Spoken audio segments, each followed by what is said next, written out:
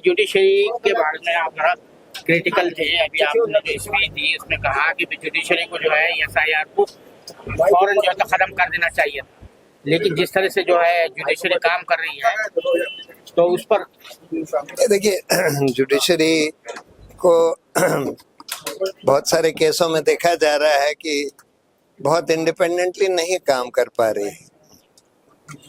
अब ये दुर्भाग्य की बात है, क्योंकि न्यायपालिका का काम है कि लोगों के मौलिक अधिकार की रक्षा करना, लोकतंत्र की रक्षा करना, और ये तो लोकतंत्र का बहुत ही मूल सवाल है कि किन के नाम वोटर्स लिस्ट में रहें ना रहें। आप इसको ऐसे धक्कड़ पेल में अगर होने दे रहे हैं, ये गलत बात है। सर और एक बात आप खास कह रहे हैं कि ये एसआईआर के पीछे डिजाइन क्या है, जो डिजाइन की बात कही है। देखिए डिजाइन तो बिल्कुल साफ है। डिजाइन ये है कि हम आर्बिट्ररीली किसी के नाम जिसके चाहें काट दें, जिसके चाहें जोड़ दें, कोई देख ना पाए, कोई आपत्ति इफेक्टिवली ना कर पाए, और जो हम चाहें वो हो जाए। और उसमें ये चाहते हैं कि मुसलमानों के नाम ज्यादा काट दिए जाए।